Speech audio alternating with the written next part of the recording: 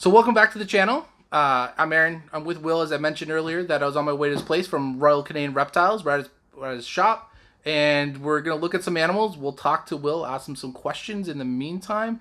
But let's just look at cool animals, because we've heard the same people on podcasts, so what's the point? Let's look at some cool animals. So right now, some snakes. Yeah, we have his number one animal here, that I say. Number one? No. Yeah. I don't know if I say my number one, but it's a top nice animal. Yeah, it's a top I was animal. looking for sort of a new project, something to work with, and I really did like the look of some of the Monarch stuff that I'd been seeing. We asked the Patreon members, I gave them a list of projects that I had interest in, and the idea was that we were going to build a project together. So I'm going to give you guys, the guys that are in the Patreon, we're going to go through the whole process and document how I go from, a straight Monarch to, let's say, a black pastel red striped spot nose Monarch clown or something along those lines, and how I kind of take an animal like this and what I will do with it in order to, sort of push that project forward for what I'm looking to see. I love the Monarch stuff. I think it is really cool. One of the things I don't see people talking much about the Monarch is like all that gold outlines that go around that kind of The pattern? Yeah, it's like such a unique color. It's brown, but it's not quite brown. It's like it's a very unique looking. And this animal is a male, correct? And this is a male, yeah. So and this guy's... He looks a little small, but is he breeding anything this year? No, I'm not pairing him up yet. This is a 2021 male. So he's probably in that 650, 700 range. Okay. But I'm not pairing him up this year. I'm just going to give him the entire year, let him go into the next season as a nice mature adult, and we'll start the project from there. And you were saying, sorry to cut you off there, you were saying he's possible het pied or het pied? He is possible het pied. He's actually a 50% het pied. So, however, with pied, when it's in the pairing, obviously, when you see towards that tail, all the saddles drop off. Where you see how these drop off here, and then you get to the tail and they stop. That's a super classic marker for het pied, and then you get those, those pied tracks, what we call them, and I'm familiar with. I'm very confident that this male will prove het pied, but if he doesn't, not a big deal. Not a big deal. You still got a Monarch male, yeah. Right, and just because you mentioned it, let's plug your Patreon again. Oh. So we find you at Royal Canadian Reptiles on Patreon. That's correct. Yeah. And you joined that, and this was the Patreon project. Yes. Which yes. You had a vote in Sunset and Ultramel. There's a few of them on there. I remember. Yeah.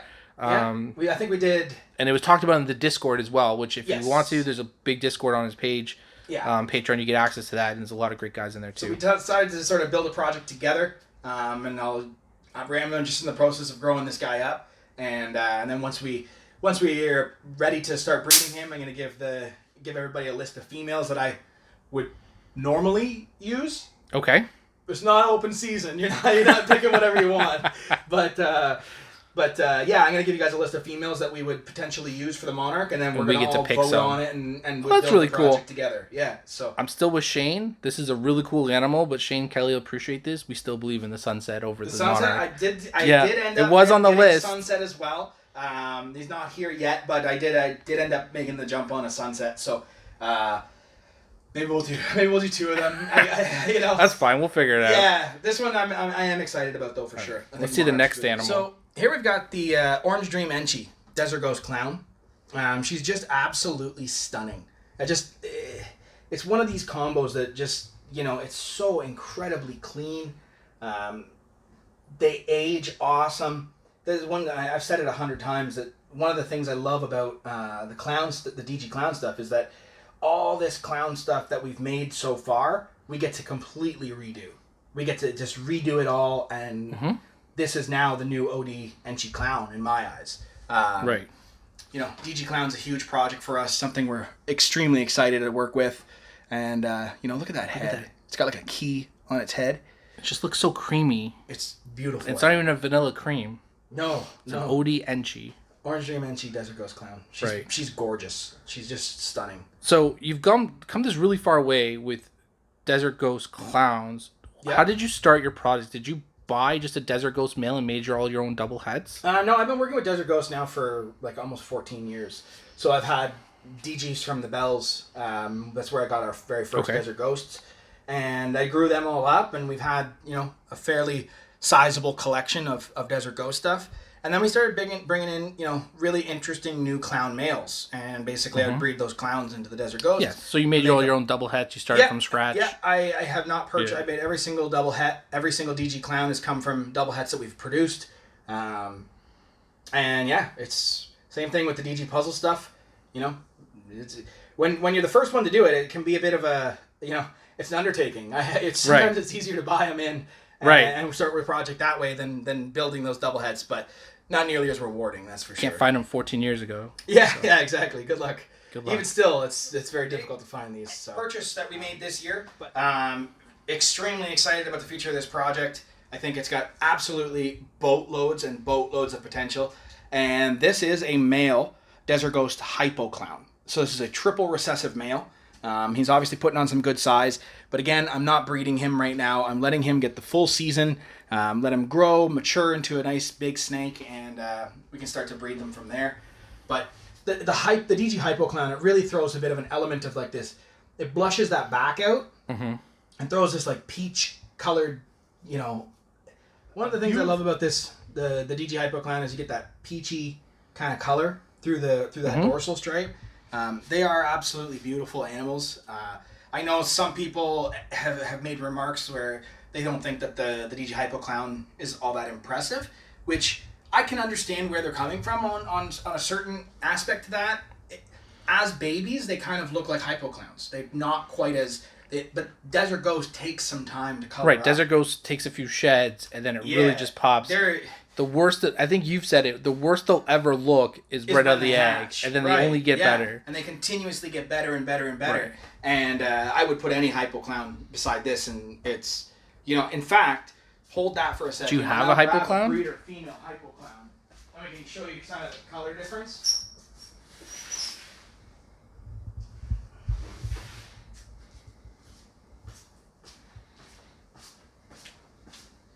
So here's an adult female Hypo clown, and then this is a DG Hypo clown beside it. Right, Sometimes and he will only get better. Sometimes you just need to see the comparison between them. Because she still looks great. Oh, she's got that frosted look that people like to say. Improvement on the clown and just a regular clown, right? Right. And then he is... But when you get the DG on top of there and you can compare them side by side, they're night and day incredible. difference. The blushing is gorgeous. So different than what we have here. Yeah. She's gravid. Can't compare them. This is a gravid female. She's been bred to a tri-stripe clown, so we're going to start that route and then eventually work. Right, so Hypo tri-stripe clowns in the future with this female. Ideally, Hypo DG tri-stripe clowns. Right. Starts to work with that aspect. Because he could, One of the things I want to show you actually about DG Hypo is, I'll grab this girl out here. So DG Hypo is a beautiful, beautiful avenue to work. It gives you all the qualities that you want in a desert in the Desert Ghost. One of the things that's I guess a little bit subjective. Sometimes people will want that like really dark black that Desert Ghost brings, where when you combine it with the Hypo, you get almost like a blue. But this is a chocolate Desert Ghost Hypo, and can you imagine this color translated over onto this animal? Which we're definitely working in that direction. Right. So this is all between this one and this one. We have all three genes, and then the male is all three in there, which is without the chocolate. Yeah, that's great. And you can see how incredible that is, because chocolate looks amazing with clown and DG or Hypo and DG. Sure does. Imagine the super chocolate DG Hypo clowns. Right. It's just going to be impressive. Just put that on top of here. You got to use your imagination, viewers. Yeah, absolutely. And if you don't have imagination, you can't do this. This would be the jewel. The jewel as of right now. For sure, as far as purchases go. Right. Yeah. And he's fantastic. And this is from, you got to give the shout out to the Bells and Fireball and Jeremy Smith. They're producing incredible animals, and this is happy to have this guy, and that's from them. This is what is a Wookie Hurricane red stripe clown, and this was one of the animals. This is a male that we produced this year, and I'm just absolutely blown away with this combo. It's getting lighter and lighter as it ages. One of the things that Wookie's doing there is it's throwing these like white, almost calico-like sides. And I know a lot of people compare Wookie and chocolate. They're definitely in the same family, but they are allelic, right? It was proven. Yeah, some people will say they're the same gene. I mean, I don't have evidence to support that. I mean, I suppose it's possible, but it's from what I'm seeing, I've hatched a lot of chocolate combos and I've hatched a lot of the Wookie combos side by side with them, and they have definitely a similar look, but the chocolate doesn't seem to throw that super high white, almost like a calico. So similar to what we would call like cinnamon and black pastel, right? I think that's more like, of a those are really close. Black pastel's a little darker, but they Right. throw different looks, and they have the same supers. They're lilac. Exactly. I think They that's work more very of well together. more of an accurate just depiction between the two genes. But one of the reasons I was so thrilled about this animal is just the reaction of those genes. This is a clown that doesn't look like most clowns out there. And so when I saw this, I was like, okay, this is going to allow for a ton of combo potential moving forwards with this. Using these three genes together as a base, we can just start to add on, we'll get Yellow Belly and Spot Nose into this. We'll get Desert Ghost into this. We'll get Monarch into this. We'll get, there's just so much to do. Right. It seemed like for a while there, every clown combo had a bit of a formula to it, and it was Yellow Belly, Spot Nose, Red Stripe. Mm-hmm. And so I'm curious to see where this will go with Wookie, Red Stripe, and Hurricane together. That's those three genes together mixed into right. Very mixed popular on Instagram. Yeah, this is probably the highlight of last year's season. This is a pastel orange dream Desert Ghost puzzle. I am just thrilled with the way this thing turned out. I love this project. It's so exciting because as far as I know, these are the ones that I've produced are the only combos that have been made. I believe some DG puzzles now have been made, but to see the progression of where we're going with this, and I'm just so blown away with how it turned out, how it's aging. They almost honestly look like they've been painted. Like they're so clean. Yeah, this doesn't come through on the camera well enough, right? No. There's such great oranges and yellows along the sides. It's like if you took a solid orange, like neon orange yellow snake and gave somebody a fine tip Sharpie and they could just start to draw on it. It's just a really clever way of putting it. It's so defined and sharp and bold. It's and this is incredible. It really is incredible. It's such a beautiful animal. That's a pastel orange dream Desert Ghost puzzle. Hopefully he will be of size for next season, right? That's the idea. Take it nice and slow with them. I'm not pushing him. I'm not rushing him. And he'll get there. I got quite the lineup for him, so I'm not gonna rush him too much here. You have a lineup for him already. Do you have any before he takes a snap at you? Do you have any? You're gonna give us a little insight, a little hint into one of the females? I mean, I might put him back to Orange Dream double hat DG puzzles. Spot Nose super puzzles, Orange Dream version. Make the super OD version of this. You can get into right. This male has kind of been like the result of working Desert Ghost and puzzle simultaneously. I've been really pushing towards that making everything in my collection Desert Ghost, and then everybody knows I love this puzzle stuff. And so I've got a lot of het puzzle girls and a lot of het DG and DG girls. So I have a lot of options when it comes to this guy and where we're gonna go with it. You can tell he's definitely a puzzle. He wants to take a swing at me for sure. He's got the puzzle attitude. Oh, relax. He's not so bad. But yeah, I mean, there's just so many options with an animal like this. It's great. I can breed this to an Enchi, and it's an incredible clutch. Great. Obviously, we're not gonna do that, but. Yeah. You never know. Tons of options. This is lots of options. I've been working on for a little while. It popped up within our collection, and we've been calling this the Chaos. Something I'm pretty excited about this year. This will be the first year that I will have been able to breed Chaos to Chaos. Classic thing with the Chaos is there's no rhyme or reason to the pattern. This is just a straight pastel Chaos. And as you can see, so this is your gene, your Dinker project, as far as I'm right? aware, yeah. And it certainly appears to me to be a recessive gene. And so you've reproduced it in your collection so far, right? I've reproduced it 4 times now from the same exact female. When I take... Oh, she's going to get you. When I take the male and breed them into unrelated stock, unrelated females, not in that Chaos project, I don't make anything that look like this. But when I breed it back to that one female, I keep making these. And so this is the first year that I have some of these as adults, and they're ready to breed. And she's quite loud. We're going to hopefully go Chaos to Chaos, and if we get a full clutch of Chaos, I mean that seals the deal for me. To be honest, it's It could either be a super subtle Codom, or a recessive gene. I'm not 100% sure which. Let me see if I have... She's mad you're not feeding her. Yeah, she eats just fine. So here's a vanilla.